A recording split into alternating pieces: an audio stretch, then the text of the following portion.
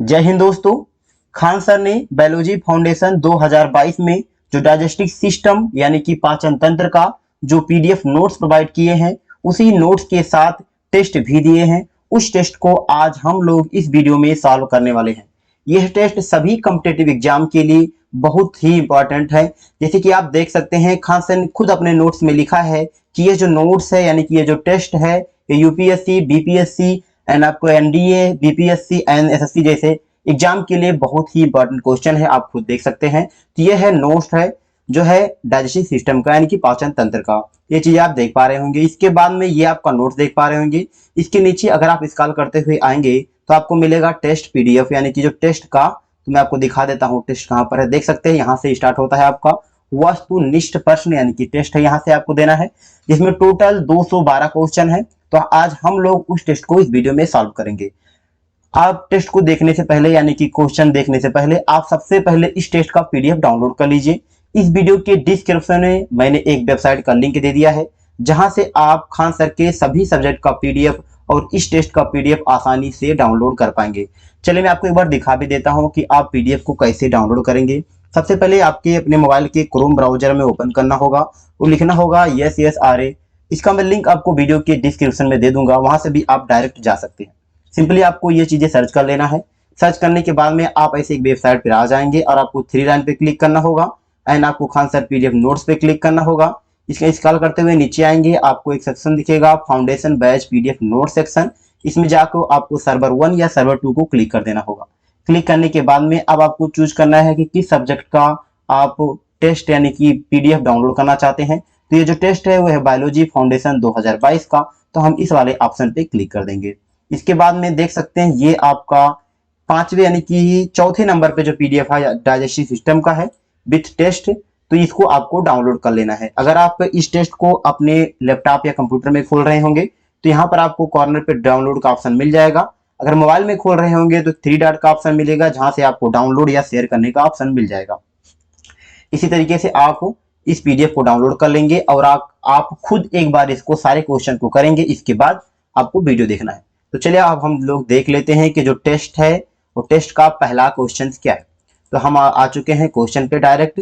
तो सबसे पहला जो क्वेश्चन है आपका कि एक चीज में इसको हाईलाइट कर दे रहा हूं ताकि ये दिख नहीं रहा है मुझे, इसका मैं ड्राइंग स्टार्ट कर दे रहा हूं। एक मिनट। तो ये हो चुका है। अब इसके बाद चलते हैं हम क्वेश्चन पे। तो पहला क्वेश्चन है कि कड़वाहट के लिए मानव जीभ का संवेदनशील क्षेत्र कौन सा है। तो संवेदनशील क्षेत्र होता है वो पीछे का भाग होता है। आपके जो जीभ का आगे का भाग होता है वो स्वीट का बताता है और पीछे वाला जो होता है वो कड़वा यानी कि तीखा बताता है। तो पीछे का भाग ऑप्शन नंबर सी आपका राइट आंसर हो जाएगा।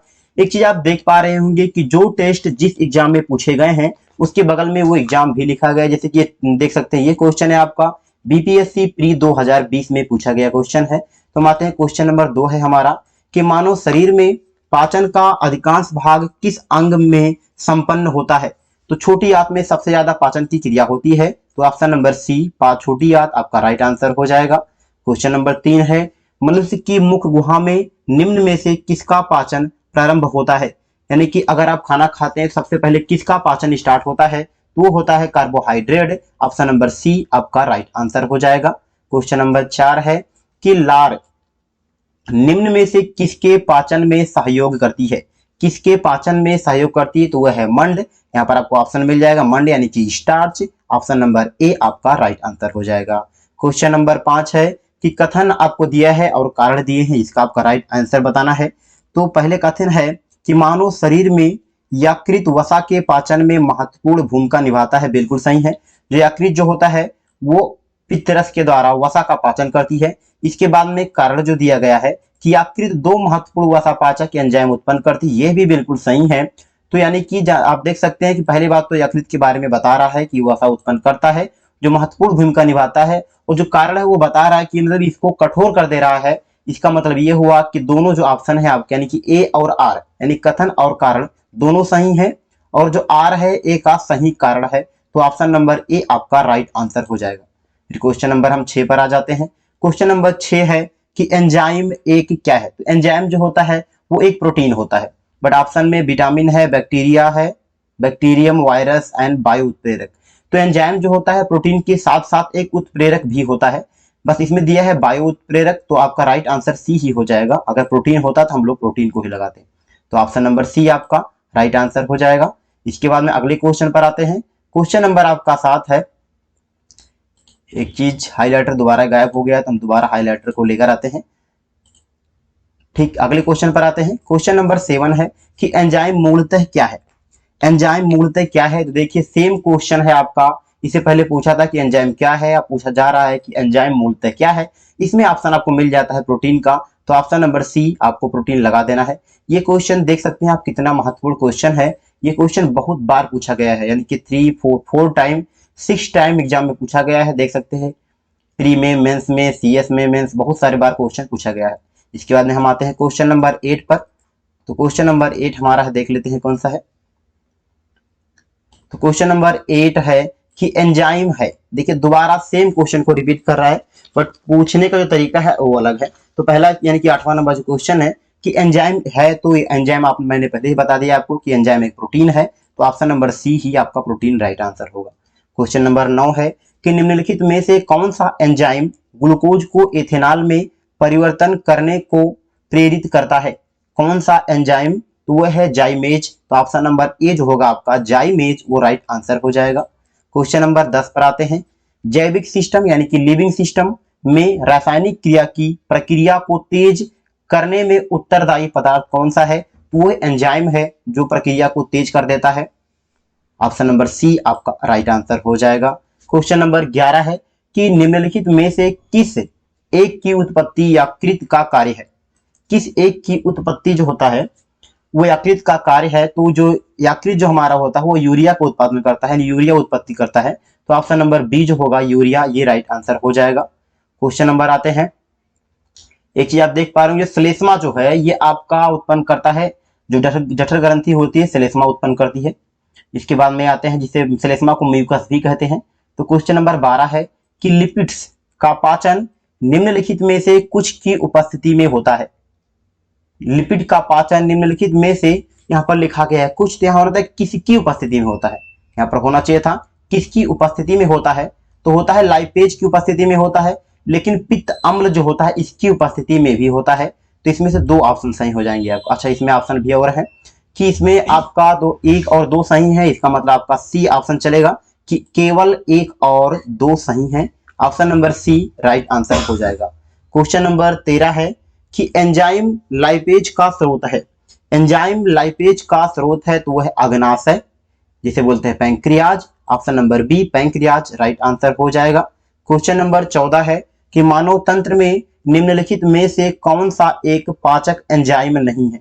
कौन सा एक पाचक एंजाइम नहीं है, तो ट्रिप्सिन, टाइलिन जो होता है ये आपका लाल ग्रंथि होती है, पेप्सिन जो होता है जठर ग्रंथि से निकलती है, और ट्रिप्सिन भी आपका प्रोटीन के पाचन में करता है।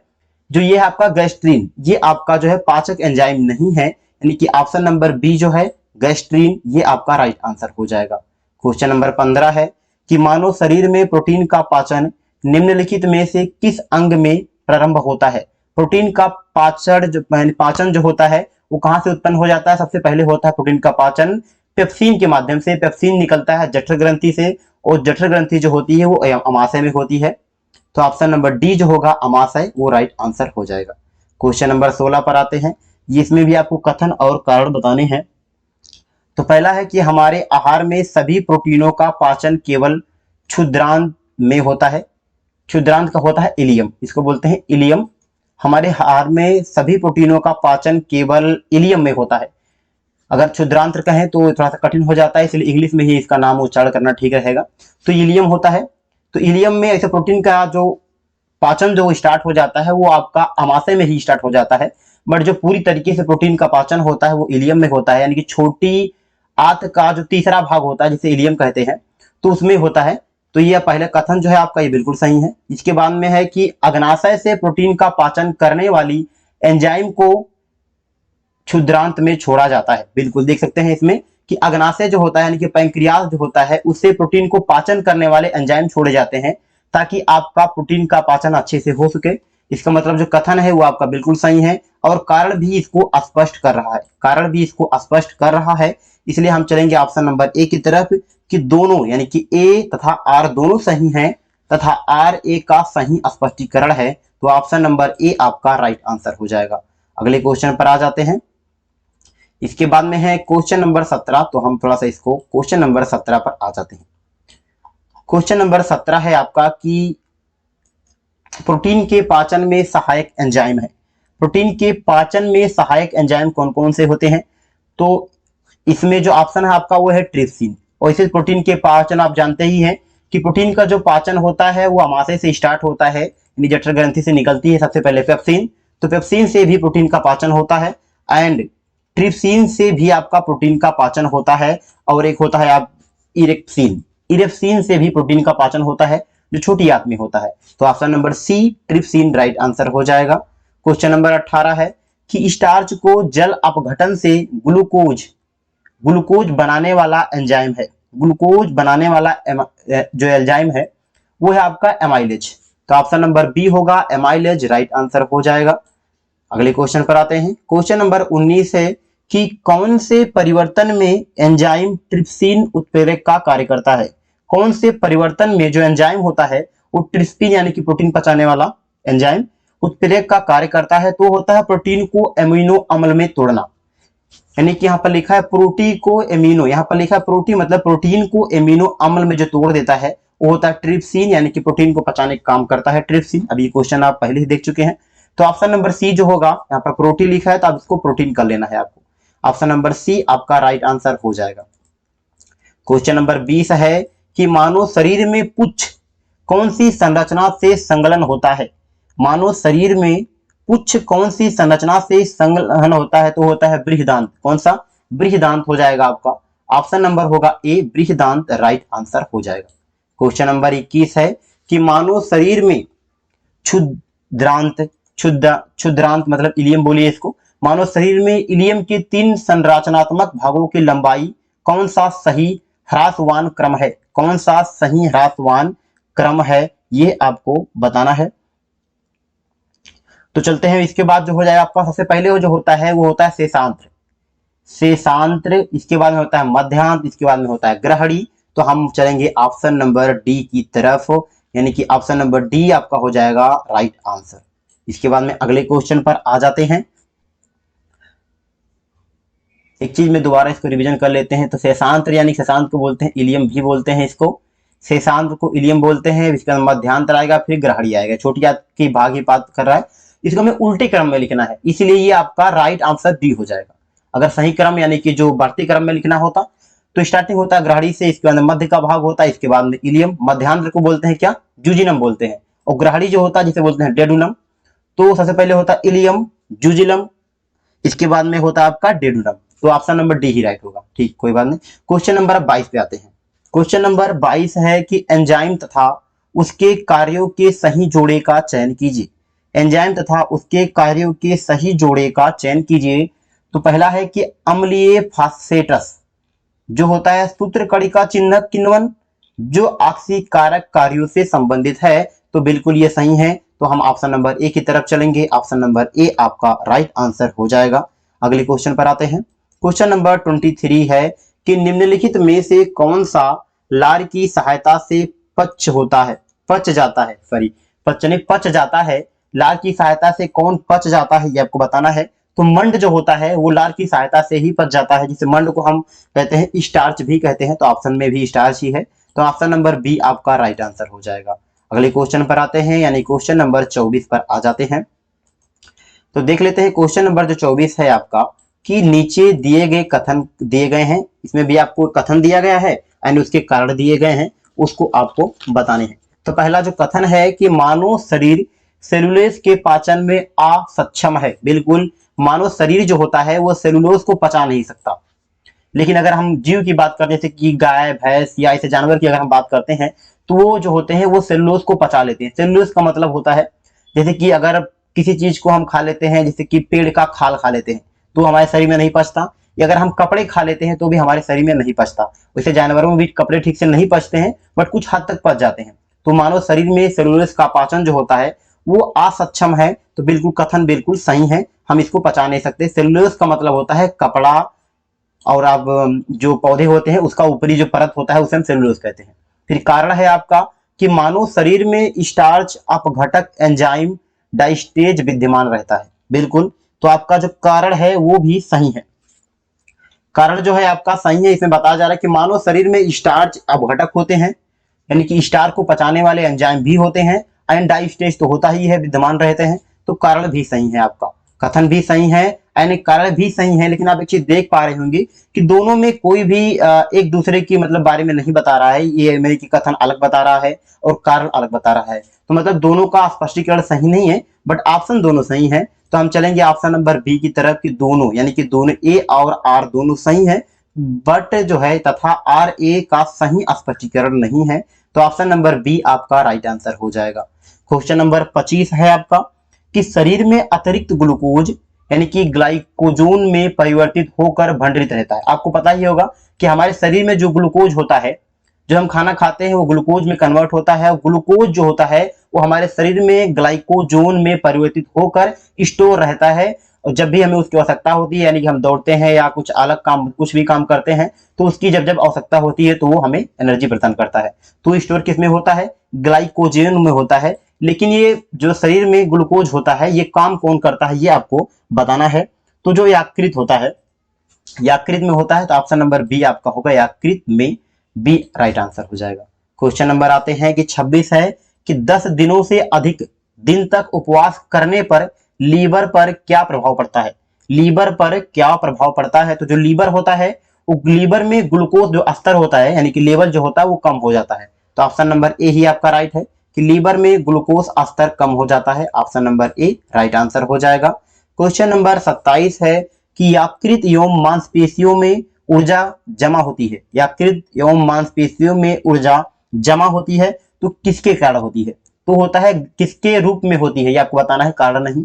किसके रूप में होती है? तो होता है ग्लाइकोजन के रूप में, यानी कि ऑप्शन नंबर डी। यही सेम क्वेश्चन अभी आपने सबसे पहले ही किया, बट ये थोड़ा सा क्वेश्चन का जो वे है उसको चेंज कर दिया गया है, तो आपको समझने हैं और इनको क्वेश्चन का आंसर देना है। तो क्या हो जाएगा? ग्लाइकोजन के रूप में, ऑप्शन डी राइट हो जाएगा।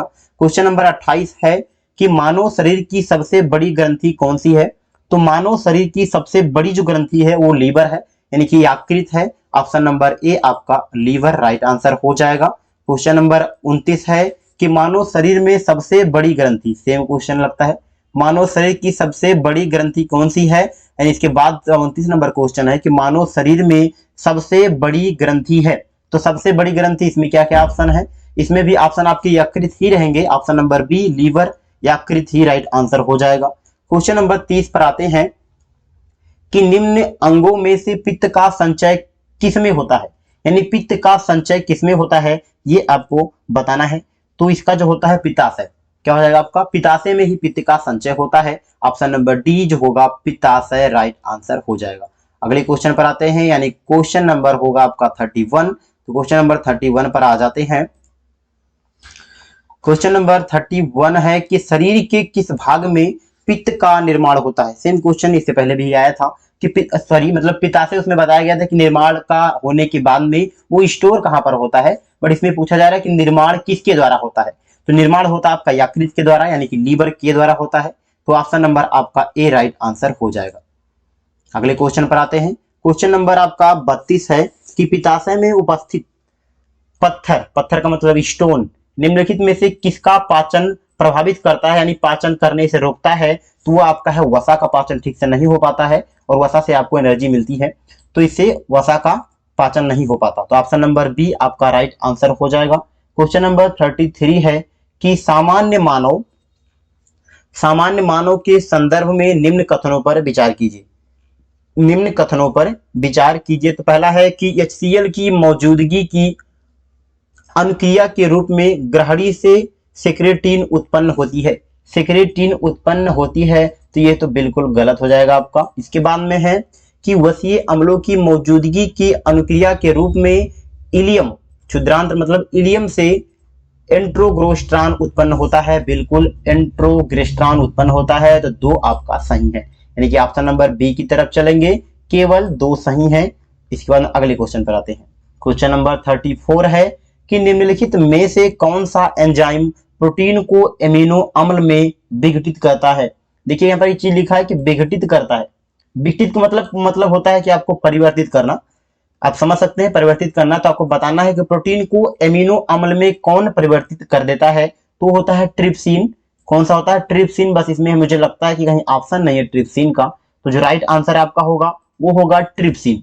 ट्रिप्सिन का काम होता है कि आप प्रोटीन को एमिनो अम्ल में चेंज करना। ये क्वेश्चन पहले भी आया है, वहां भी आपने देखा होगा, तो वहां भी ऑप्शन था ट्रिप्सिन, बट इसमें ऑप्शन नहीं है। आपको कंफ्यूज करने के लिए यहाँ पर पेप्सिन भी दे दिया, बट पेप्सिन जो काम करता है वो प्रोटीन को पाचन करता है, ना कि प्रोटीन को एमिनो अम्ल में चेंज करता है। तो हम ऑप्शन नंबर ए की तरफ बिल्कुल नहीं जाएंगे, अगर ट्रिप्सिन होगा तो हम जरूर लगाएंगे। फिर क्वेश्चन नंबर 35 आते हैं कि सूची 1 को सूची 2 से मिलान कीजिए। इसमें आपको मिलान करने हैं। तो पहला है कि टाइलिन जो होता है, टाइलिन एक चीज आप देखिए, जैसे मान लिया कि आप मिलान करते हैं तो जरूरी नहीं है कि आपको सारे मिलान के बारे में पता हो, तो आप पहले तो जो आपको आ रहा है उसके बारे में मिलान कीजिए। जैसे कि हम बताते हैं आपको पेप्सिन, तो आपको पता है कि पेप्सिन जो होता है वो जठर ग्रंथि से निकलती है, और जठर ग्रंथि होती है अमाशय में, और उसका काम होता है प्रोटीन का पाचन। तो पेप्सिन का हो जाएगा प्रोटीन को पचाता है, तो ये आपका हो जाएगा। इसके बाद में टाइलिन आपको पता होगा, जो टाइलिन है वो लार से निकलता है। जो टाइलिन जो होता है वो लार से निकलता है, और टाइलिन का काम जो होता है वो होता है स्टार्च को पचाता है, यानी मंड जो होते हैं उसको पचाता है। तो ये आपका इससे मिल जाएगा आपका। इसके बाद में आते हैं रेनिन की तरफ। जो रेनिन होता है वो होता है रक्त में एंजियोटेडिक स्टार्च वसाव को जल अपघटित करता है। तो रेनिन जो होता है वो होता है ब्रिसण कर सकते हैं, क्या ब्रिसण कर सकते हैं, स्मूथ मसल्स जिसको बोलते हैं, कि स्मूथ मसल्स में सिकुड़न प्रेरित करता है रेनिन। तो ये आपसे 5 से मिल जाएगा, इसमें आपको 5 है, बिल्कुल सही है, ठीक है। इसके बाद में ऑक्सीटोसिन। ऑक्सीटोसिन जो होता है वो रक्त में एजिओटोसिजोन को एजिओटेसिन में बदलता है। एक ध्यान से आपको पढ़ना है। तो बिल्कुल ये ऑप्शन हम देख पा रहे हैं कि टाइलिन यानी कि ए का जो मिलान हो रहा है वो 2 से मिलान हो रहा है, यानी ए वाला 2 से, एंड बी वाला 3 से, एंड सी वाला 5 से, एंड डी वाला मिल रहा है 1 से। तो हम जो राइट आंसर हमारा जो हो जाएगा वो होगा option number C, 2 3 5 1 right answer हो जाएगा। Option number C right answer हो जाएगा। अगले क्वेश्चन पर आते हैं। अच्छा एक चीज मैं आपको बता दूं, देख सकते हैं ये है वेबसाइट जहां से आप इस पीडीएफ को तो आसानी से डाउनलोड कर पाएंगे, एंड खान सर के सभी सब्जेक्ट का पीडीएफ आसानी से डाउनलोड कर पाएंगे, एंड आपको वीडियो भी आपको देखने को मिल जाएगा। तो चलिए हम अगले क्वेश्चन पर आते हैं। तो क्वेश्चन नंबर हमारा होगा, इससे बाद एक बार देख लेते हैं क्वेश्चन का क्रम, थोड़ा सा मैं भूल गया हूं। तो इसके बाद का जो क्वेश्चन है वो 36 है, ठीक है। इसमें भी आपको मिलान ही करना है। तो मिलान में क्या करना है आपको कि सूची 1 से सूची 2 को मिलाइए। इसमें भी आपको सिंपल है, ज्यादा कठिन नहीं है। तो पहला है विटामिन, कि विटामिन जो होता है, विटामिन मतलब क्या है, इसमें से आपको बताना है कि इसमें से कौन से विटामिन है। तो विटामिन जो मिलेगा वो हो जाएगा कैरोटीन, ठीक है। तो विटामिन होता है कैरोटीन। एंड एंजाइम जो होता है, यानी कि एंजाइम, वो एंजाइम कौन, तो पेप्सिन जो है वो एक एंजाइम है। पेप्सिन जो है एक एंजाइम है, ठीक है, जो जठर ग्रंथि से निकलती है। कैरोटीन जो है वो एक प्रोटीन है। एंड जो हार्मोन्स है, आपको हार्मोन जो है वो टेस्टोस्टेरॉन या होते हैं प्रोजेस्टेरॉन, ठीक है। टेस्टोस्टेरॉन या प्रोजेस्टेरॉन, जिससे कि टेस्टोस्टेरॉन की मात्रा बढ़ जाने से आपका जो शरीर होता है वो विकसित होता है। वैसे बढ़ जाना चाहिए बट ज्यादा नहीं, और टेस्टोस्टेरॉन शरीर का आपका मात्रा यानी कि विकसित होता है, हर एक चीज आपके शरीर का विकसित होता है। तो ऑप्शन नंबर, इसका मतलब प्रोटीन जो होता है, प्रोटीन जो है वो केराटिन है, यानी कि जो केराटिन होता है वो एक प्रोटीन है। तो इसमें जो ऑप्शन जो राइट आंसर हो जाएगा, एक बार देख रहे हैं कि ए का मिलेगा 2 से, एंड बी का मिलेगा 1 से, हार्मोन्स का यानी कि सी का मिलेगा 4 से, एंड डी का मिलेगा 3 से। तो जो राइट आंसर हो जाएगा ऑप्शन नंबर बी आपका 2 1 4 3 राइट आंसर हो जाएगा। ऑप्शन नंबर बी राइट हो जाएगा। क्वेश्चन नंबर आपको 37 है, दोबारा मिलान आपको करना है। तो इसमें आपको बताना है कि किस चीज में कौन सा ग्लूकोज पाया जाता है। जैसे ग्लूकोज आपने पढ़ा होगा कि बहुत सारे ग्लूकोज होते हैं, फ्रक्टोज होते हैं, जिसे हम कार्बोहाइड्रेट कह सकते हैं। कार्बोहाइड्रेट कौन कौन से, किस चीज में कौन सा कार्बोहाइड्रेट पाया जाता है, किसमें ग्लूकोज पाया जाता है, किसमें सुक्रोज, किसमें फ्रक्टोज एंड किसमें लैक्टोज, और प्राकृतिक स्वीटनर कौन से हैं, ये आपको इसमें बताने हैं। तो चलिए हम पहले देख लेते हैं। तो आपको जिसमें जो सबसे पहले आ रहा है उसको मिला लीजिए। तो चलिए हम सबसे पहले जो मिला लेते हैं कि ये जो फल जो है, फल से जो हमें मिलता है वो है ग्लूकोज। फल शर्करा जो होता है उसे ग्लूकोज मिलेगा, और दूध शर्करा जो आपका होगा उसे लैक्टोज मिलता है। एंड चीनी जो होता है आपका, चीनी से आपको बहुत सारी मात्रा में आपको, चीनी से आप एक चीज देख पा रहे हैं, दोबारा हम लोग मिलाते हैं, शायद कुछ गलती है इसमें। चलिए इसको मैं हटा देता हूँ, मूव तो होगा नहीं, बट इसको 1 मिनट, इसमें गलती हो गई है तो इसको मैं इरेज कर दे रहा हूँ। ठीक है, इसको मैंने इरेज कर दिया। अब हम इसको दोबारा सॉल्व करते हैं।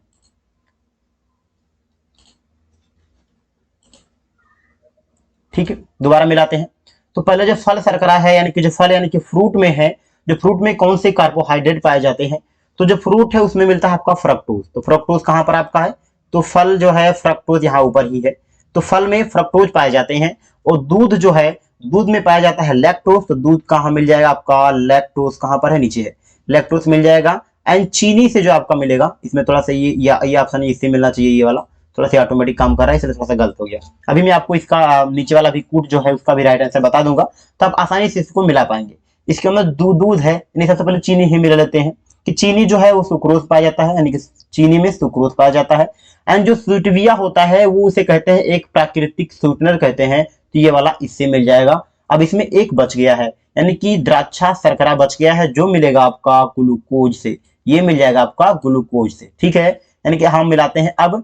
तो एक बार चीज देख पा रहे होंगे कि मिलेगा आपका ए वाला ऑप्शन मिलेगा आपका 5 से, एंड बी वाला ऑप्शन मिलेगा फर्स्ट से, एंड सी वाला ऑप्शन मिलेगा फोर्थ से, एंड डी वाला ऑप्शन मिलेगा सेकंड से, एंड ई वाला ऑप्शन मिलेगा थर्ड से। तो जो राइट आंसर जो आपका हो जाएगा वो हो जाएगा ऑप्शन नंबर सी। कौन सा, fourth, first, fifth, second and third, option number C right answer हो जाएगा। क्वेश्चन नंबर है आपका 38, इसका आंसर तो हमें लगता है सबको पता होगा कि ग्लूकोज का सूत्र क्या है। ग्लूकोज का सूत्र क्या होता है, तो C6H6O6, option number D right answer हो जाएगा। क्वेश्चन नंबर है आपका 39 है कि उस प्रक्रिया को क्या कहते हैं जिसमें बड़े और जटिल कार्बनिक अणु एंजाइम की सहायता से छोटे और सरल अणु में टूट जाते हैं, तो उसको क्या कहते हैं, उसे बोलते हैं किण्वन। बस मुझे लगता है इसमें ऑप्शन ही नहीं है किण्वन का, अगर ऑप्शन होता किण्वन का तो हम बिल्कुल लगाते किण्वन का ऑप्शन, उसमें किण्वन का ऑप्शन नहीं है, इसका जो राइट आंसर होगा किण्वन होगा। क्वेश्चन नंबर 40 है कि निम्न में से कौन मनुष्य के पाचन तंत्र का भाग है, कौन मनुष्य के पाचन तंत्र का भाग है, तो वो कौन सा है। तो पहला है कि पाचन तंत्र के बारे में बता रहा है आपको, तो पहला है कि आहार नाल, हृदय, पाचन ग्रंथियां। भाग तो आप चीज देख पा रहे थे, हृदय ही नहीं है, हृदय जो है ये नहीं है, एंड आहार नाल तो है ही, एंड पाचन ग्रंथियां तो है ही, तो यानी कि ऑप्शन नंबर डी होगा, ए और सी दोनों सही है। क्वेश्चन नंबर 41 है कि मनुष्य में आहार नाल की लंबाई कितनी होती है। क्वेश्चन नंबर 41, मनुष्य में आहार नाल जो होता है उसकी लंबाई कितनी होती है, तो लगभग 9 मीटर की होती है। ऑप्शन नंबर बी लगभग 9 मीटर राइट आंसर होगा। अगले क्वेश्चन पर आते हैं, क्वेश्चन नंबर 42 पर आ जाते हैं। क्वेश्चन नंबर 42 है हमारा कि मनुष्य में आहार नाल से शुरू होती है और गुदा यानी कि एनस जिसे बोलते हैं, एनस में समाप्त हो जाती है। मनुष्य में आहार नाल कहां से स्टार्ट होती है, वो स्टार्ट होती है मुख से स्टार्ट होती है। आहार नाल जो होता है वो मुख से ही स्टार्ट होती है और एनस यानी कि गुदा में समाप्त हो जाती है। Option number A right answer हो जाएगा। क्वेश्चन नंबर है 43, मनुष्य में आहार नाल का भाग है। आहार नाल का मतलब क्या, मुख से आपसे स्टार्ट होता है एंड गुहा में भी, आपने पहले इसी को पहले क्वेश्चन किया कि गुहा में उसका लास्ट होता है। तो मनुष्य का आहार नाल मुख गुहा से होता है, इसके बाद में ग्रास नली, फिर अमाशय, फिर छोटी आंत, फिर बड़ी आंत, इसके बाद में एनस काप आता है। तो इसमें आपका तीनों ऑप्शन सही है, मुख गुहा है एंड ग्रास नली भी है एंड अमाशय भी है, तो ऑप्शन नंबर डी होगा, इनमें से सभी राइट आंसर होंगे। तो क्वेश्चन नंबर आपका 44 है कि निम्नलिखित में से कौन हमारे मुख गुहा में उपस्थित नहीं है। ये आपको ठीक से शायद दिख नहीं रहा हूं, बट मैं पढ़ दे रहा हूं कि निम्नलिखित में से कौन हमारे मुख गुहा में उपस्थित नहीं है। तो मुख गुहा में हमारे जीभ उपस्थित होती है, दांत भी होते हैं, एंड इसके बाद में है रस संवेदी ग्राही। रस संवेदी ग्राही जो होता है और एपीग्लोटिक्स, एपीग्लोटिक्स जो होता है ये भी उपस्थित होता है, बट ये जो होता है आपका ऑप्शन नंबर सी जो दिया है रस संवेदी ग्राही, ये हमारे मुख गुहा में उपस्थित नहीं होता है। ऑप्शन नंबर सी राइट हो जाएगा। कि जीभ के किस भाग से मीठे स्वाद का पता चलता है, तो इससे पहले वाला जो क्वेश्चन यानी कि स्टार्टिंग का पहला जो क्वेश्चन था उसमें पूछा गया था कि जीभ के कड़वापन कहां से बताते हैं, कड़वापन का मतलब तीखा कहां से बताता है, तो वो था पीछे का भाग। एंड मैंने उसी टाइम आपको बताया था कि अग्र भाग जो होता है जीभ का वो मीठे स्वाद को बताता है, तो ऑप्शन नंबर आपका ए राइट, अग्र भाग राइट आंसर होगा। क्वेश्चन नंबर आपको 46 पर आते हैं कि मनुष्य के दांत प्रकार की होती हैं। मनुष्य के दांत के प्रकार जो है वो थिकोडोट्स भी है, डाइफोटोडोट भी है, यानी थिकोडोट एंड डाइफोडोट एंड हेट्रोडोट भी है, यानी कि सी यानी कि ए बी सी तीनों सही है। इसमें एक और ऑप्शन है, इनमें से सभी। ऑप्शन नंबर सी आपका राइट आंसर, यानी कि ऑप्शन नंबर डी होगा, सॉरी सी नहीं डी, इनमें से सभी सही है। क्वेश्चन नंबर है आपका 47 कि अगर सोनू के पास दूध के दांत हैं तो इसकी संख्या अधिकतम, अगर अगर सोनू के पास दूध के दांत हैं तो इसकी संख्या अधिकतम कितनी होगी। इसमें नाम लिया गया है तो नाम से बिल्कुल कंफ्यूज नहीं होना कि नाम है तो हो सकता है छोटे बच्चे के लिए कह रहा है या बड़े बच्चे के लिए कह रहा है। तो अगर सोनू के बाद में कहा गया कि दूध के दांत, तो दूध के किस संख्या अधिकतम कितनी होती है, तो होती है 20। कितनी होती है 20, तो ऑप्शन नंबर सी आपका 20 राइट आंसर हो जाएगा। क्वेश्चन नंबर आपका 48 है कि एक वयस्क व्यक्ति के दांतों के संबंध में कौन सही नहीं है, कौन सही नहीं है ये आपको बताना है। तो एक वयस्क व्यक्ति के दांतों के संबंध में कौन सही नहीं है। अस्थाई दांत होते हैं, संख्या में 32 हो सकती है, हेट्रोडोट होते हैं। कौन सही नहीं है आपको बताना, देखो संख्या में 32 हो सकती है, ये भी सही है, एंड हेट्रोडोट तो सबके पास होते हैं, ये भी सही है, एंड अस्थाई दांत होते हैं। कौन सही नहीं है, अस्थाई दांत होते हैं, तो इसका जो राइट आंसर हो जाएगा मुझे भी नहीं पता, तो इसका आंसर आपको बताना है। मैं थोड़ा सा कंफ्यूज हो रहा हूं, तो आप इसको कमेंट करके बताएंगे कि दोनों में ऑप्शन में कोई ए या बी सही होगा कि अस्थाई दांत होते हैं या अस्थाई दांत होते हैं। इनमें से जो भी राइट आंसर होगा आपको कंफ्यूज नहीं होना है, आपको कमेंट करके बताना है अच्छे से टाइम लेकर। इसके बाद में मैं आपको भी सोच समझ के इसको मैं कमेंट में पिन भी कर दूंगा, वहां से भी आप इसका राइट आंसर देख सकते हैं। फिर क्वेश्चन नंबर हम आते हैं 49 पे कि दूध के दांत में अनुपस्थित होते हैं, दूध के दांत में अनुपस्थित होते हैं तो होते हैं अग्र चवर्णक। कौन से, ऑप्शन नंबर सी अग्र चवर्णक, सी राइट आंसर हो जाएगा। अगले क्वेश्चन पर आते हैं। क्वेश्चन नंबर 50 है कि यदि दंत्र सूत्र डेंटल फार्मूला 2/2, 1/1, 2/2 एंड 3/3, एक चीज अब देखिए यहां पर लिखा कि ICPMC, तो आई का मतलब होता है इंसीजर, सी का मतलब होता है कि जो पीएम का मतलब होता है प्री मोलर, एंड एम का मतलब होता है मोलर, एंड सी का मतलब होता है कुछ होता है पता नहीं, ध्यान नहीं है, ठीक है, इसको मैं भी कमेंट करूंगा। तो मनुष्य में कुल कृंतक यानी कि इंसीजर दांतों की संख्या कितनी होगी। देखिए आपको वैसे नहीं बताना कितनी होंगी, इस फार्मूले से आपको बताना है। तो इंसीजर का मतलब ये है, तो 2/2 का मतलब होता है कि आपके जबड़ा जो होता है 2 जबड़े होते हैं, यानी कि दांत की संख्या होती है, तो ऊपर में 2 इंसीजर होते हैं और नीचे भी 2 इंसीजर होते हैं, तो टोटल जो इंसीजर की संख्या जो हो जाती है वो होती है 4, तो ऑप्शन नंबर बी आपका 4 राइट आंसर हो जाएगा। क्वेश्चन नंबर 51 है कि मनुष्यों में उन दांतों की संख्या कितनी है जो पूरे जीवन काल में एक ही बार निकलते हैं। तो मनुष्य में 12 ऐसे दांत होते हैं जो जीवन काल में केवल एक बार ही निकलते हैं, अगर वो गिर गए तो दोबारा नहीं निकलते हैं, तो ऑप्शन नंबर सी आपके राइट आंसर हो जाएगा। क्वेश्चन नंबर 52 पर आ जाते हैं कि निम्नलिखित में से कौन मोनोफायोडोट है, कौन से हैं, तो अक्ल की दांत जो है उनको भी मोनोफायोडोट कहा जाता है, अक्ल की दांत को मोनोफायोडोट भी कहा जाता है, एंड अग्र चवर्णक को भी मोनोफायोडोट कहा जाता है। इसमें ऑप्शन ए और बी दोनों सही हैं, option number D right answer हो जाएगा। क्वेश्चन नंबर 53 है कि सामान्यतः अक्ल की दांत निकलता है, सामान्यतः अक्ल की जो दांत होती है कितने साल के बाद निकलता है ये आपको बताना है, 10 साल, 12, 16, 18। एक चीज इसमें देखेंगे कि आप ये जो ऑप्शन है 16 वर्ष के बाद भी आप लगा सकते हैं, 18 वर्ष के बाद भी लगा सकते हैं। कभी कभी क्या होता है, ऐसे नॉर्मल जो माना गया है कि वो 17 साल से 25 साल के बीच में जो होता है वो अक्ल की दांत निकल जाते हैं, बट अगर इसमें ऑप्शन आपका 16 वर्ष के बाद डाले या 18 वर्ष के बाद डाले तो थोड़ा सा कंफ्यूजन से ऑप्शन है, तो आप सिंपली याद कर सकते हो। इसे पेपर में अगर आप पूछेगा आपको तो पूछा जाएगा कि 17 साल से 25 साल के बीच में, ठीक है, तो ये होता है राइट आंसर इसका 17 से 25। फिर क्वेश्चन नंबर आपका 55 है कि निम्नलिखित में से कौन दांत का भाग है, कौन दांत का भाग है ये आपको बताना है। तो शिखर जो होता है, जैसे इंसीजर बोलते हैं, शिखर सॉरी इनामेल बोलते हैं, ऊपर वाला जो शिखर होता है इनामेल, जड़ भी होते हैं आपके दांतों में, एंड जो बीच वाले की शिखर एंड जड़ के जो बीच को भाग को उसे ग्रीवा कहती है, तो ग्रीवा भी होता है। तो यानी कि तीनों के तीनों ऑप्शन सही हैं, तो ऑप्शन नंबर डी जो होगा इनमें से सभी आपका राइट आंसर हो जाएगा। इसके बाद में आते हैं अगले क्वेश्चन यानी कि क्वेश्चन नंबर 54 पर आ जाते हैं। तो क्वेश्चन नंबर आपका 54 है, सॉरी 54 हो चुका है। क्वेश्चन नंबर 55 है कि दांत का वह भाग जो मसूड़ों के ऊपर निकलता है क्या कहलाता है। दांत का वह भाग जो मसूड़ों के ऊपर निकलता है क्या कहलाता है, तो उसे बोलते हैं क्राउन। क्या बोलते हैं? क्राउन। ऑप्शन नंबर आपका सी क्राउन राइट आंसर हो जाएगा। वैसे क्राउन को आप अंत से दंत शिखर भी कहते हैं क्राउन को, तो दंत शिखर भी होगा तो भी ठीक होगा और क्राउन भी आपका राइट आंसर है। तो क्वेश्चन नंबर आपका है 56 कि प्रत्येक दांत के भीतर एक गुहा होती है जिसे कहा जाता है। अभी मैंने आपको बताया कि एक में गुहा होता है, उसको आपको बताना है। तो उसे क्या बोलते हैं? उसे बोलते हैं मज्जा गुहा या बोलते हैं पल्ब कैविटी। मज्जा गुहा या पल्ब कैविटी होती है। Option number A right answer हो जाएगा।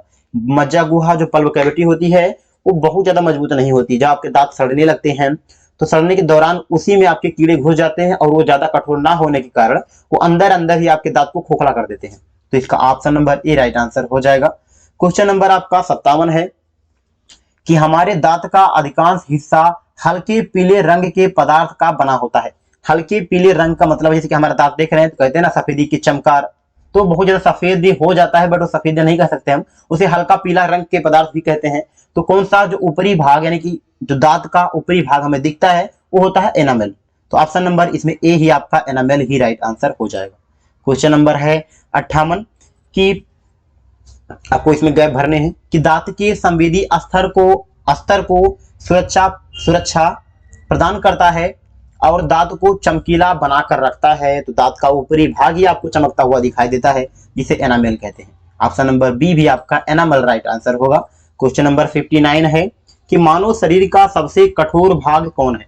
मानव शरीर का सबसे जो कठोर भाग होता है इसमें पूछा जा रहा है, तो सबसे ज्यादा कठोर हो तो हमारा दांत ही होता है। तो इसमें जो ऑप्शन है एनामल का ऑप्शन है, दांत नहीं है तो एनामेल ऑप्शन है, क्योंकि दांत पूरे दांत को नहीं कह सकते, दांत का ऊपरी परत जो होता है वो बहुत ज्यादा कठोर होता है जिसे हम एनामेल कहते हैं।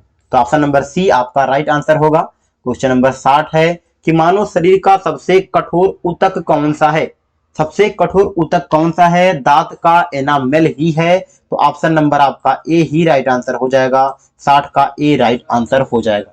क्वेश्चन नंबर 61 है कि हमारे दांत का एनामेल और डेंटाइन मुख्य रूप से किससे बना होता है। देखिए एनामेल की अगर बात आती है कि मजबूती, एनामेल बहुत ज्यादा मजबूत होता है। तो जिस चीज में हड्डी में अगर आपकी कैल्शियम की मात्रा ज्यादा है तो आपकी हड्डी मजबूत ज्यादा होगी।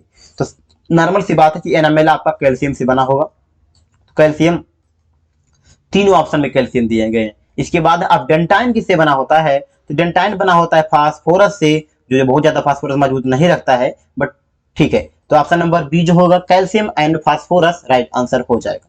क्वेश्चन नंबर आपका 62 है कि विभिन्न प्रकार के दांत और उसके कार्य के संबंध में कौन सही है। विभिन्न प्रकार के दांत और उसके कार्य के संबंध में कौन सही नहीं है? कृतंक जिसे बोलते हैं इंसीजर, इंसीजर का काम होता है काटना, कृतंक। इसके बाद में रदनक जिसका काम होता है चिड़ना फाड़ना, जिसमें देखते हैं कि बाघ के जो दांत होते हैं उसमें रत्नक होते हैं, वो जो चीड़ फाड़ देते हैं, सही अगर किसी को पकड़ ले तो चीड़ फाड़ देते हैं, उसमें रत्नक की मात्रा ज्यादा होती है। इसके बाद में होता है चवर्णक, चवर्णक जैसे कि देखते होंगे आपके जबड़े में मोटे मोटे जो दांत होते हैं उसे चवर्णक कहते हैं। उसका काम होता है पीसना या चबा चबा कर खाना। तो इसमें से हमें लगता है कि इसमें जो ए भी सही है, बी भी सही है एंड सी भी सही है।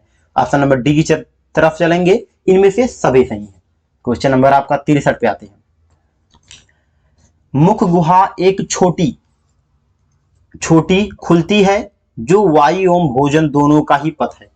मुख गुहा जो एक छोटी में खुलती है जो वायु एवं भोजन का ही पथ है, ये आपको बताना है। तो ग्रसनी जो होता है, ग्रसनी वो एक जो इसमें जो ऑप्शन होगा वो ग्रसनी ही राइट आंसर हो जाएगा, क्योंकि यहां से ही आपका पथ एक ऐसा है जहां से आप वायु भी लेते हैं एंड भोजन भी लेते हैं, और दो तो ग्रसनी से ही लेते हैं। ठीक है, इसके बाद में आते हैं, वहां से ही अलग होता है आपका कि अब उसको भोजन के पास यानी कि पेट में जाना है या आपके फेफड़े में जाना है। क्वेश्चन नंबर 64 पर आते हैं। भोजन को निगलते समय श्वसन नली में जाने से रोकती है। देखिए अगर जब आप खाना खा रहे हैं तो मान लिया आप मुंह से खाना खा रहे हैं, आप सांस भी लेते हैं मुंह से, तो कभी आप देखते होंगे कि जब आप खाना खा रहे हैं तो ऐसा तो नहीं होता है कि आप खाना खा रहे हैं और आपका खाना जो है वो चला गया श्वसन नली में। श्वसन नली का मतलब फेफड़े में चला गया, ऐसा तो नहीं होता है। मतलब यहाँ पर कुछ ऐसा चीजें है जो बचाती है कि श्वास को श्वास नली में ही जाना है एंड खाना भोजन जो है वो ग्रास नली में ही जाना है। तो कौन है वो चीज? तो वो है इपोग्लोटिक्स। इपोग्लोटिक्स होता है जो आपको श्वास नली को श्वास नली में जाने देता है एंड खाने को जो है वो ग्रास नली में ही जाने देता है। तो ऑप्शन नंबर ए आपका राइट आंसर हो जाएगा। क्वेश्चन नंबर 65 है कि हमारे शरीर में ग्रास नली की लंबाई लगभग कितनी होती है? तो ग्रास नली, पूरे ग्रास नली की बातें हो रही है, तो ग्रास नली की जो लंबाई होती है वो होती है 25 सेंटीमीटर। ऑप्शन नंबर आपका सी हो जाएगा, 25 सेंटीमीटर। 25 सेंटीमीटर आपका राइट आंसर हो जाएगा। इसके बाद आते हैं क्वेश्चन नंबर 66 पे। तो क्वेश्चन नंबर 66 देख लेते हैं। तो क्वेश्चन नंबर 66 करने से पहले, वैसे क्वेश्चन की वीडियो काफी लंबा हो रहा है तो आपको बिल्कुल आराम से देखना है। इसका थोड़ा सा ड्राइंग चला गया है, मैं दोबारा इसको ड्राइंग को लेकर आता हूँ। ठीक है, ये दोबारा ड्राइंग आ चुका है। अब हम क्वेश्चन नंबर 66 करते हैं। क्वेश्चन नंबर 66 है कि आहार नाल के किस भाग में कोई पाचन की क्रिया नहीं होती है? आहार नाल के किस भाग में कोई पाचन की क्रिया नहीं होती है? तो पहला है मुख गुहा, ग्रास नली, आमाशय है, छोटी आंत। देखिए, मुख गुहा में लार की सहायता से उसमें टाइलिन की मात्रा निकलती है जो आपके खानों को पचाती है एंड इसके बाद ग्रास नली बाद में आएंगे। आमाशय में है जो, आमाशय में 3 भाग होते हैं, कार्डियक, फंडिक। इसमें भी आपका पाचन होता है, 3 भाग होते हैं, 2 का याद है। इसका आमाशय, इसका आपका छोटी आंत। छोटी आंत में आपका खाना पूरी तरीके से पचता है। तो इसमें आपको बताना है कौन सा पाचन का भाग नहीं है। तो जो आपके शरीर में ग्रास नलीज होती है उसका केवल काम सिंपल है कि आप खाना खाएंगे और वो अपने रास्ते से वो आपके पेट में पहुंचा देगी और पेट में पहुंचने के बाद में खाना पाचन का क्रिया स्टार्ट होता है। बट आपके मुंह में भी होता है क्योंकि वहां पर लार जो है आपके खाने से मिश्रित होते हैं और वो टाइलिन की मात्रा से आपके खाने पचाते हैं एंड लार 2-3 टाइप के होते हैं। तो वहां से भी आपके खाने को पचाना और कीटाणुओं को मारना एंड खाने को चिपचिपा करना, ऐसा होता है लार का काम। तो मुख गुहा में होता है। क्वेश्चन नंबर है आपका 67। बोलस का ग्रास नली में पहुंचते ही इसकी दीवारों में शिथिलन या फैलाव शुरू हो जाता है, इसे कहते हैं। जब हम खाना खाते हैं, खाना खाने के बाद में जब उसमें लार मिक्स हो जाता है, लार मिक्स हो जाने के बाद एक चीज आपको बता दें कि जब भी आप खाना खाते हैं तो अलग अलग प्रोसेस से होकर गुजरता है। लार को जब आपके खाने में मिक्स हो जाता है तो उसे बोलस कहते हैं। जब वो बड़ी जब आपकी छोटी आंत से बड़ी सॉरी जब आपके आमाशय से छोटी आंत में जाती है तो वहां की जो मिक्स हो जाता है कुछ चीजें, तो उसको अलग चीज कहते हैं। इसके बाद छोटी आंत से बड़ी आंत में जाता है, उसका नाम अलग चेंज हो जाता है। एंड बड़ी आंत से जब आपके गुहा में जाता है, बाहर निकलता है, तो उसका एक अलग नाम हो जाता है। तो आपको ये नाम जो है इसको आपको अच्छे से याद रखने हैं कि कौन से प्रक्रिया के बाद में कोष का नाम क्या हो जाता है। तो बोलस वह प्रक्रिया है जब हमारे खाने में लार मिक्स हो जाए। तो बोलस का ग्रास नली में पहुंचते ही इसकी दीवारों में शिथिलन या फैलाव शुरू हो जाता है, इसे क्या कहते हैं? जब हम खाना खाते हैं तो हमारी ग्रास नली जो है वो फैल जाती है ताकि हमारा खाना जो है प्रॉपर हमारे पेट में जा सके। तो उस क्रिया को हम कहते हैं क्रमाकुचन। क्या बोलते हैं? क्रमकुचन बोलते हैं। ऑप्शन नंबर सी क्रमकुचन, ऑप्शन राइट सी हो जाएगा राइट आंसर। क्वेश्चन नंबर है 68 कि आमाशय उदर गुहा में बाई ओर स्थित है। आमाशय जो हमारा है वो उदर गुहा में बाई ओर स्थित है। इसे अंग्रेजी के किस अक्षर के जैसा दिखते हैं? आप वो जानते होंगे कि हमारा जो पेट होता है जैसे यहाँ से स्टार्ट हुआ ऐसे और ये ए ऐसे होता है। तो आपको थोड़ा सा मतलब ठीक से मैं बना नहीं पा रहा हूँ, ये कर्सर से बन नहीं रहा है, तो थोड़ा सा आपको जे टाइप लग रहा है, देख रहे हैं ना, जे टाइप लग रहा है थोड़ा सा। तो यानी जे के आकार का होता है। तो ऑप्शन नंबर डी जो होगा जे आपका राइट आंसर हो जाएगा। अगले क्वेश्चन पर आते हैं। थोड़ा सा चित्र बनाने के चक्कर में दोबारा ये ड्राइंग यानी कि जो पेंसिल है वो भी गायब हो गया, दोबारा पेंसिल लाते हैं। क्वेश्चन नंबर है 69 है, इसको बड़ा कर लेते हैं। क्वेश्चन नंबर 69 है कि निम्न में से कौन सा एक आमाशय का भाग छोटी आंत के सबसे नजदीक है? आमाशय का भाग छोटी आंत के सबसे नजदीक है। अरे अतुल, अतुल अभी रुक जा थोड़ा सा। निम्न में से कौन सा एक आमाशय का छोटी भाग यानी कि आमाशय का भाग छोटी आंत से सबसे नजदीक है?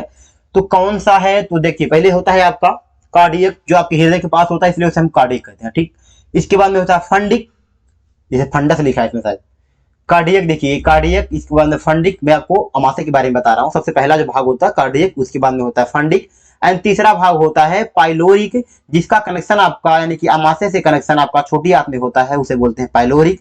तो ऑप्शन नंबर बी आपका पाइलोरिक राइट आंसर हो जाएगा। क्वेश्चन नंबर आपका आते हैं 72 70 कि जठर ग्रंथि किससे संबंधित है। जठर ग्रंथि जो निकलती है वो निकलती है आपकी अमाशय से, तो बिल्कुल अमाशय संबंधित है, ऑप्शन नंबर डी होगा अमाशय। और अमाशय के अगर पूछा जाए कि जठर ग्रंथि अमाशय की किस भाग से निकलती है तो ये क्वेश्चन थोड़ा अच्छा होगा। अभी जो सेम क्वेश्चन आपने बताया कि देखिए जो कार्डियक होता है उसमें HCl निकलता है, ठीक है, जो खाने को मतलब अम्लीय बनाता है। इसके बाद में जो फंडिंग में होता है उसमें रूबीनुमा संरचना होती है जो आपको खाने को रोक कर रखती है पचने के लिए। एंड जो तीसरा भाग होता है पाइलोरिक, उसमें आपका जठर ग्रंथि निकलती है जहां पर रस निकलते हैं कौन से प्रोटीन को पचाने वाला पेप्सिन, वहां से, तो अमाशय आपका राइट आंसर होगा। क्वेश्चन नंबर आपका 71 कि जठर ग्रंथि स्रावित करता है। जठर ग्रंथि क्या स्रावित करता है, तो वो है जठर रस। अब जठर रस में 3 टाइप के रस निकलते हैं जिसका नाम एक को आप पता ही होगा, बहुत बार यूज में आ चुका है अभी पेप्सिन पेप्सिन पेप्सिन जो प्रोटीन को पचाता है। क्वेश्चन नंबर है 72 कि जठर रस के संदर्भ में कौन आ सकते हैं। जठर रस के रस कह रहा हूं, जठर रस के संदर्भ में कौन आ सकते हैं, तो पहला है कि यह अम्लीय प्रकृति का होता है। जठर रस जो होता है अम्लीय प्रकृति का, असत्य से बताना है, इसमें सत्य नहीं बताना है। जठर रस से अम्ल भी निकलते हैं, तो अम्लीय प्रकृति का होता है तो सत्य है। ये क्षारीय प्रकृति का होता है, यह हल्के पीले रंग का होता है, इसका पीएच परास 1 से न होता है। देखिए किसी भी अम्ल का अम्ल होगा तो इसका पीएच परास यही होगा। एंड इसका मतलब है कि ये क्षारीय प्रकृति का होता है, यही असत्य होगा। ऑप्शन नंबर बी आपका ये क्षारीय प्रकृति का होता है, ये आपका असत्य हो जाएगा। अब इसके बाद और बता दें आपको, चलिए यहाँ पर अम्लीय हुआ, जब आपकी छोटी आंत में पहुंचता है ना तो ये क्षारीय होने लगता है, और जैसे जैसे ये क्षारीय होते हुए इसकी मात्रा बढ़ती है वैसे वैसे आपके पैंक्रियाज से एंजाइम निकलते रहते हैं खाना पचाने की प्रक्रिया को बढ़ाने के लिए, यानी कि तेज करने के लिए क्षारीय होते रहते हैं, बट यहाँ पर क्षारीय नहीं होता। तो क्वेश्चन नंबर आप 73 पे आएंगे। जठर रस किसका मिश्रण होता है। जठर रस किसका मिश्रण होता है, क्वेश्चन नंबर 73 है। तो जठर रस जो मिश्रण होता है वो होता है हाइड्रोक्लोरिक अम्ल, जिसे भी मैंने कहा कि HCl की मात्रा निकलती है, एंड पेप्सिनोजोन, जिसे बोलते हैं पेप्सिनोजेन। पेप्सिनोजेन उसे कहते हैं जब हम जो हमारा पेप्सिन निकलकर उसको प्रोटीन को पचाने लगता है तो उसे हम उस प्रक्रिया को बोलते हैं पेप्सिनोजोन, या कह सकते हैं प्रोटीन टूट के बन जाता है क्या, पेप्सिनोजेन बन जाता है। तो यानी कि हाइड्रोलिक अम्ल भी होगा सही, एंड पेप्सिनोजेन भी सही होगा। अब इसके बाद आते हैं कि ए और सी किस ऑप्शन में है। ए और C option number C, but इसमें बी भी है, ठीक है। म्यूकस, बिल्कुल बिल्कुल म्यूकस भी सही होगा। म्यूकस श्लेष्मा आपने नाम सुना होगा, श्लेष्मा को हिंदी में मतलब कि म्यूकस को हिंदी में कहते हैं श्लेष्मा, यानी कि जब आपका खाना अमाशय में पचने के बाद में जब वो आपकी छोटी आंत में जाता है तो उसका नाम कहलाता है म्यूकस। यानी कि ए बी सी तीनों सही है, यानी कि option number C A B और सी सही है। क्वेश्चन नंबर 74 पर आएंगे, दोबारा मार्कर को वापस लाएंगे, मार्कर बार बार गायब हो जा रहा है क्योंकि मैं बार बार छेड़ दे रहा हूं आपको चित्र बनाने के चक्कर में। तो दोबारा हम क्वेश्चन नंबर 74 पर आते हैं। जठर रस में श्लेष्मा या म्यूकस का स्राव जठर ग्रंथि की किस कोशिका के द्वारा होता है। किसके द्वारा होता है, तो होता है पेप्टिक कोशिका के द्वारा होता है। किसके द्वारा, पेप्टिक कोशिका, जिसे पेप्सिन भी कह सकते हैं। पेप्टिक कोशिका जो होती है जिससे आपका पेप्सिन निकलता है, प्रोटीन का पाचन करता है। ऑप्शन नंबर सी, बहुत बार बोल चुका हूं, दोबारा नहीं बोलूंगा इसको। क्वेश्चन नंबर है आपका 75 कि जठर रस में उपस्थित, जठर रस में उपस्थित, मैं पढ़ दे रहा हूं, थोड़ा गायब हो गया है, आप पीडीएफ से देख लीजिएगा इसको। जठर रस में उपस्थित हाइड्रोक्लोरिक अम्ल का मुख्य कार्य क्या है। मुख्य कार्य देखिए, HCl का मतलब होता है अगर आपके खाने में कोई कीटाणु विषाणु जो भी है तो वो उसको मार देता है, क्योंकि वो अम्ल है तो बिल्कुल मारेगा। तो इसमें दिया भी है कि कीटाणु को नष्ट करता है। यह निष्क्रिय एंजाइम को सक्रिय करता है, जो एंजाइम निष्क्रिय हो चुके हैं उसको सक्रिय करता है, एंड कीटाणु को मारता है। ये भोजन को मुलायम भी करता है, बिल्कुल मुलायम करता है। तो इसमें सभी सही हैं, तो ऑप्शन नंबर डी होगा, इनमें से सभी राइट आंसर है। तो क्वेश्चन नंबर हम चलेंगे, अब क्वेश्चन नंबर जो भी होगा देख लेते हैं कौन सा है क्वेश्चन नंबर। तो क्वेश्चन नंबर है 76 कि निम्नलिखित में से कौन प्रोटियोलाइटिक एंजाइम है। कौन सा प्रोटियोलाइटिक एंजाइम है ये आपको बताना है। तो इसका जो होगा आपका पेप्सिन जो होता है वो होता है proteolytic enzyme. Option number A right answer हो जाएगा। क्वेश्चन नंबर 77 है कि जठर रस में उपस्थित नयज कारक के अवशोषण के लिए आवश्यक है। जठर रस में उपस्थित नयज कारक के लिए अवशोषण के लिए आवश्यक है। देखिए जो नयज कारक जो होता है वो विटामिन बी होता है, आवश्यक जो होता है वो विटामिन बी के लिए होता है। बट इसमें तो विटामिन बी तो बहुत सारे दिए हैं। एक दिया है vitamin B9 and vitamin B12। तो इसमें अगर विटामिन बी केवल होता तो हम लोग ये आसानी से आंसर इसका लगा देते। बस ये थोड़ा सा विटामिन B9 एंड 12 का मुझे भी क्लियर नहीं है। विटामिन बी क्लियर है बट B9 एंड 12 क्लियर नहीं है। आप इसको कमेंट करके मुझे जरूर बताइएगा ताकि मुझे भी ठीक से इसका आंसर पता चल जाए। क्वेश्चन नंबर है 78 कि अमाशय अमाशय भोजन का संग्रहण करता है तो कितनी भोजन का संग्रहण करता है, यानी खाना पचाने में कितना टाइम लेता है ये आपको बताना है। तो लगभग आपका 4 घंटे में कंप्लीट हो जाता है, लगभग 4 घंटा। तो मतलब ऑप्शन जो होगा वो 3 से 4 घंटे में आपका जो खाना आपके पेट में रहता है, जहां पचाने की प्रक्रिया स्टार्ट रहती है। क्वेश्चन नंबर है आपका 79, हमारे शरीर में पाचन की प्रक्रिया कहां से शुरू हो जाती है। तो मुख गुहा से शुरू हो जाती है जिसमें टायलिन की मात्रा मिलती है। एंड क्वेश्चन नंबर 80 है। अब ज्यादा टाइम मैं बिल्कुल नहीं लूंगा, अब जल्दी जल्दी करते हैं क्वेश्चन को। अब क्वेश्चन नंबर 80 करते हैं। निम्न में से किसका पाचन हमारे मुख से शुरू हो जाता है। तो वह है स्टार्च यानी कार्बोहाइड्रेट, जिसे बोलते हैं मंड। Option number C. Question number 81 है कि हमारे पाचन प्रक्रिया में प्रोटीन का पाचन कहां से शुरू हो जाता है। तो अमाशय से ही हो जाता है, क्योंकि अमाशय से ही जठर रस निकलते हैं। ऑप्शन नंबर बी राइट हो जाएगा। क्वेश्चन नंबर 82 है आपका कि अमाशय में अंशतः प्राचीन खाता जो छोटी आंत में प्रवेश करता है उसे क्या कहते हैं। अमाशय में अंशतः पचीन लिखा है या पचित कह सकते हैं इसको, यानी कि पाचित मतलब आधा पचा हुआ, आधा पूरा नहीं पचा हुआ, थोड़ा पचा हुआ। खाता लिख गया यहाँ पर, तो यहाँ पर खाना होना चाहिए। जो छोटी आंत में प्रवेश करता है उसे क्या कहते हैं। उसे बोलते हैं श्लेष्मा। और श्लेष्मा से निकलता है म्यूकस से आप समझ सकते हैं काइम को। तो ऑप्शन नंबर हो जाएगा बी, यानी कि जब आपका खाना बड़ी आंत से छोटी आंत में जाता है तो उसे क्या बोलते हैं, उसे कहते हैं काइम। जब आपका खाना मुंह से आपके ग्रास नली में जाता है उसे बोलते हैं, अभी मैंने देखे थे हम लोग। तो ऑप्शन नंबर बी इसका राइट आंसर जो होगा काइम राइट आंसर हो जाएगा। अगले क्वेश्चन पर आते हैं। क्वेश्चन नंबर है आपका 83 कि मनुष्य में छोटी आंत की लंबाई लगभग कितनी है। मनुष्य में छोटी आंत की लंबाई जो होती है वो 6 से 8 मीटर की होती है, बट इसमें 6 भी है एंड 8 मीटर भी है। तो एग्जैक्ट कुछ नहीं हो सकता, हर मनुष्य में चेंजिंग होता है, किसी में 6 मीटर और किसी में 8 मीटर होता है। इसलिए दोनों के बीच में कहा गया कि 6 से 8 मीटर हो सकता है। तो हम अगर कोई 6 एंड 8 मीटर के बीच में आएगा तो हम उसको लगाएंगे। इसमें दो ऑप्शन है 6 एंड 8, तो इस दोनों के ऑप्शन हो गए।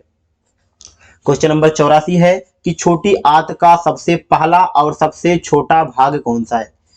थोड़ा सा और मैं इसको जूम करता हूं, क्वेश्चन को लगता है और छोटा हो गया। ठीक है, क्वेश्चन नंबर अब कुछ नहीं करते हैं, लगाते हैं क्वेश्चन नंबर 84 है कि छोटी आंत का सबसे पहला और सबसे छोटा भाग क्या है। छोटी आंत का सबसे पहला भाग जिसे कहते हैं ड्यूडेनम कहते हैं। तो ऑप्शन नंबर ए ही आपका ड्यूडेनम होता है। फिर छोटी आंत का जो भाग होता है duodenum, jejunum and ileum. Option A आपका राइट होगा। क्वेश्चन नंबर 85 है कि मानव शरीर में डेडुनम मतलब ड्यूडेनम की आकृति अंग्रेजी के किस अक्षर जैसा होती है। तो जो ड्यूडेनम होती है वो छोटी भी होती है और जो उसका आकार जो होता है वो यू के आकार का होता है। तो ऑप्शन नंबर ए जो होगा यू के आकार का होता है। क्वेश्चन नंबर हम आते हैं 86 पर कि मानव शरीर में खाना का सबसे अधिक पाचन कहां होता है। तो छोटी आंत में होता है। ऑप्शन नंबर सी होगा, क्योंकि इसमें पैंक्रियाज की सहायता से बहुत सारे एंजाइम मिक्स होते हैं जहां से अच्छा पाचन होता है। क्वेश्चन नंबर आपका 87 है कि मानव आहार नाल का सबसे लंबा भाग क्या है। मानव आहार नाल का सबसे लंबा भाग क्या है। तो वो होता है छोटी आंत। ऑप्शन नंबर डी राइट हो जाएगा। क्वेश्चन नंबर है 88 है कि मानव शरीर में पाचन की प्रक्रिया समाप्त हो जाती है कहां पर। तो पाचन की प्रक्रिया जो होती है वो छोटी आंत में समाप्त हो जाती है। आपको इसमें बहुत ऑप्शन है आपके, छोटी आंत में, फिर दिया है बड़ी आंत में एंड बड़ी आंत के रेक्टम में एंड छोटी आंत के सीकम में। एक चीज मैं बता दूं, एक चीज यहाँ पहले ही गलत लिखा है। तो देखिए बड़ी आंत में जो होता है वो खाना पचने की प्रक्रिया नहीं होती है। उसमें बड़ी आंत का काम केवल खाना पचाने का नहीं होता है, वो करता है केवल आपके खाने में जितने भी पानी की मात्राएं होती हैं वो पानी को सक करता है, यानी पानी को लेता है। बड़ी आंत का काम केवल पानी सोखने का काम होता है, खाना पचाने का काम नहीं होता है। और एक चीज, ये बड़ी आंत के रेक्टम में तो हो ही नहीं सकता, रेक्टम लास्ट, बड़ी आंत का लास्ट पोजीशन होता है। एंड छोटी आंत के सीकम, देखिए छोटी आंत में कोई सीकम नाम चीज नहीं होता, यहाँ जो छोटी लिखा है यहाँ पर बड़ी होनी चाहिए था। बड़ी आंत के सीकम में अगर बात होती फिर भी ऑप्शन सही नहीं होता, बट यहाँ बड़ी आंत के सीकम होता है। बड़ी आंत का जो हिस्सा होता है लास्ट वाला उसे सीकम बोलते हैं। तो इसमें होगा छोटी आंत, ऑप्शन नंबर ए छोटी आंत राइट आंसर हो जाएगा। क्वेश्चन नंबर 89 है कि छोटी आंत का सबसे लंबा भाग कौन सा है। छोटी आंत का सबसे लंबा भाग इलियम होता है, ऑप्शन नंबर सी होगा। इलियम लास्ट वाला भाग ही सबसे लंबा होता है। क्वेश्चन नंबर है आपका 90 है कि इलियम की दीवार की भीतरी सतह पर उंगलियों के समान रचनाएं पाई जाती हैं। इलियम की दीवार की भीतरी सतह पर उंगलियों के समान रचनाएं पाई जाती हैं, जिन्हें कहते हैं, देखिए जब खाना पच जाता है ना तो वो एमिनो एसिड में टूट जाता है, और इस उंगलियों की तरह जो आकार होती हैं, संरचनाएं होती हैं, वो आपकी एमिनो एसिड को लेती हैं, खींचती हैं। किसके माध्यम से? आरएनए के माध्यम से लेती हैं। चलिए आरएनए बहुत ज्यादा नहीं घुसते हैं, तो इसमें से कौन सा है? इलियम की दीवार की भीतरी सतह पर उंगलियों के समान रचनाएं पाई जाती हैं, जिन्हें कहते हैं बिलाई। क्या कहते हैं? बिलाई। ऑप्शन नंबर है बी बिलाई राइट आंसर हो जाएगा। इसके बाद में अगले क्वेश्चन पर आते हैं।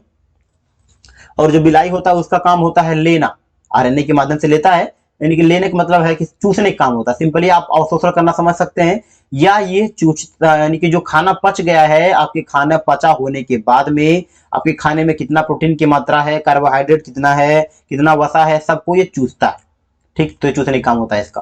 फिर क्वेश्चन नंबर 91 है कि छोटी आंत में उपस्थित बिलाई का मुख्य कार्य क्या है। छोटी आंत में उपस्थित बिलाई का मुख्य कार्य, देखिए अभी मैंने कार्य बताया, इसका काम होता है क्या?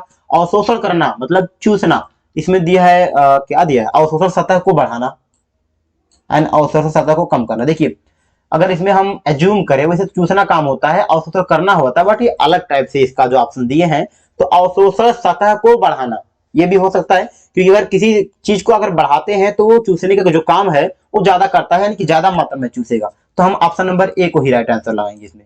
ऑप्शन नंबर ए होगा। अगर चूसना लिखा होता, अवशोषण करना केवल लिखा होता, तो उसको लगाते।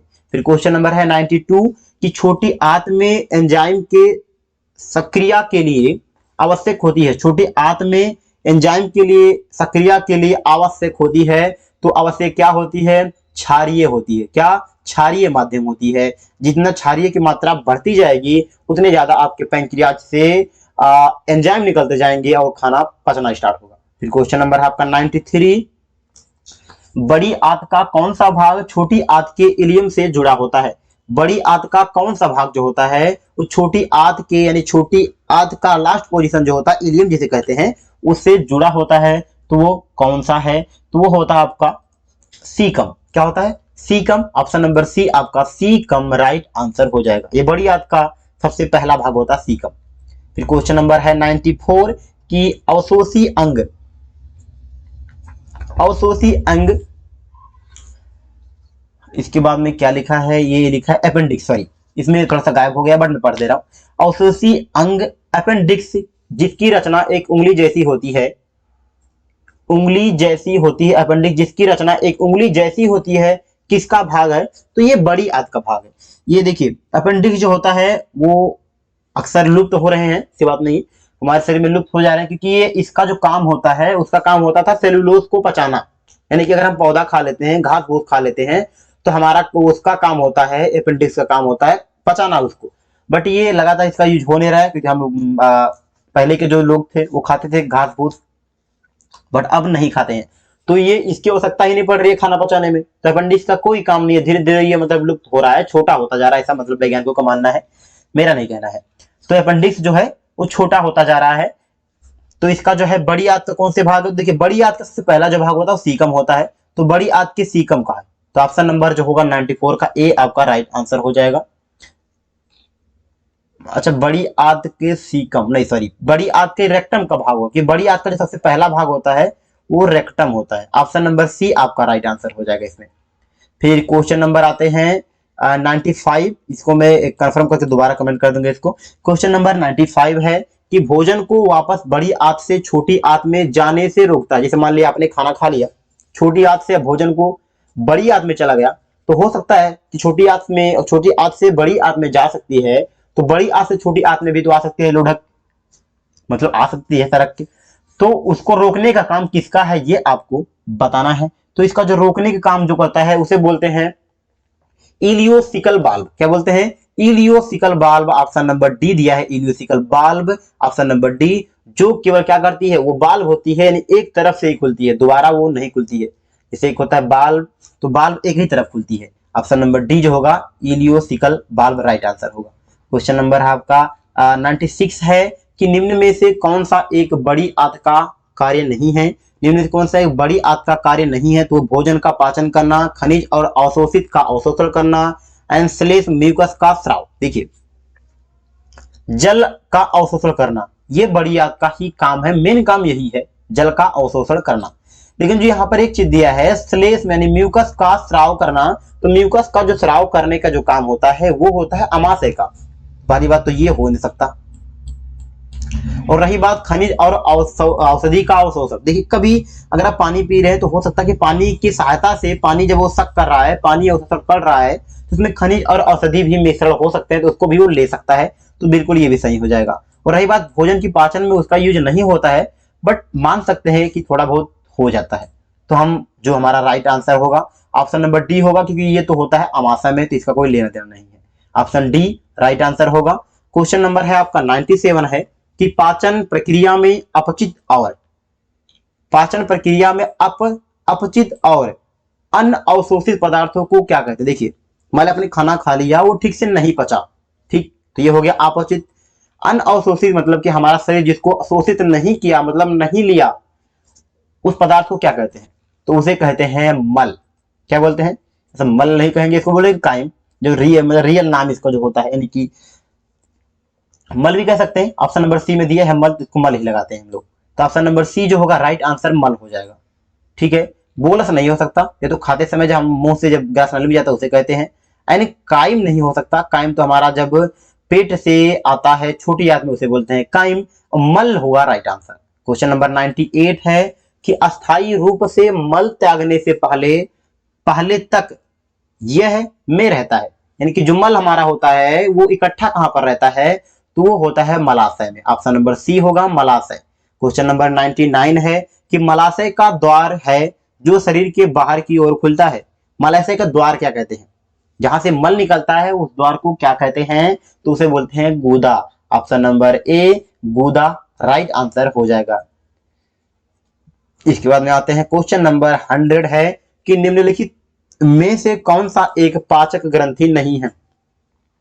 निम्नलिखित में से कौन सा एक पाचक ग्रंथि नहीं है, तो लार ग्रंथि जो होती है वो पाचन में आवश्यकता है, यकृत भी पाचन की आवश्यकता है, वसा को पचाती है, अग्नाशय तो बहुत सारी चीजों को पचाती है, प्रोटीन वसा बहुत सारी चीजों को, तो तीनों के तीनों है। अब इसमें पूछा कौन सा नहीं है, तो बचा एक थायराइड ग्रंथि। ऑप्शन डी जो होगा थायराइड ग्रंथि जो होती है वो क्या होता है, वो हमारे शरीर का तापमान का नियंत्रण करती है थायराइड ग्रंथि। इसके बाद में आते हैं अगले क्वेश्चन पे कि ब्रूनर्स ग्रंथियां कहां पाई जाती है।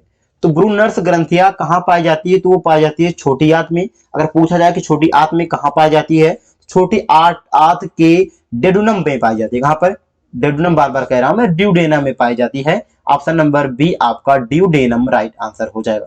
दोबारा मेरा मार्कर चला गया है, फिर दोबारा नहीं लाएंगे, क्वेश्चन भी खत्म होने वाला है। तो क्वेश्चन नंबर 102 है कि प्रोटीन और वसा का पाचन नहीं होता है। कहां पर बताना है आपको कि कहां पर प्रोटीन और वसा का पाचन नहीं होता है। तो देखिए जो मुख गुहा होता है वहां पर कार्बोहाइड्रेट यानी मंड यानी स्टार्च का पाचन होता है, और वहां प्रोटीन और वसा का पाचन नहीं होता। तो इसमें कहां पाचन होता, मुख गुहा में नहीं होता। ऑप्शन सी मुख गुहा राइट आंसर होगा। क्वेश्चन नंबर 103 है कि एक सामान्य व्यक्ति में प्रतिदिन कितना लार बनता है। देखिए लार ग्रंथि से आपके खाना पचाने के लिए या आप बोल रहे हैं तब लार निकलता रहता है, लगातार आपके मुंह से लार निकलते रहते हैं। आपको एक दिन यानी कि प्रतिदिन आपके मुंह से लगभग 1.5 लीटर लार निकलते हैं। कितना, 1.5 लीटर लार निकलते हैं। तो देखिए अब इस टेस्ट में तो हम अगर करें तो इस टेस्ट में टोटल 212 क्वेश्चन है। बट अगर हम इसी वीडियो में अगर 212 क्वेश्चन को कंप्लीट करने लगे तो ये मुझे लगता है क्वेश्चन वीडियो बहुत बड़ा हो जाएगा, जिससे आप बोर भी होने लगेंगे। तो हम अगला जो क्वेश्चन है यानी क्वेश्चन नंबर 103 से स्टार्ट करेंगे, नहीं क्वेश्चन नंबर 100 से स्टार्ट कर देंगे। क्वेश्चन नंबर 100 से अगले पार्ट में लेकर आएंगे। तो उसको अब आपको तो पता ही होगा, ये है वेबसाइट जहां से आप पीडीएफ को डाउनलोड करेंगे एंड वीडियो भी आपको यहाँ से मिलेगा। आपको जाएंगे, बिल्कुल विजिट करेंगे।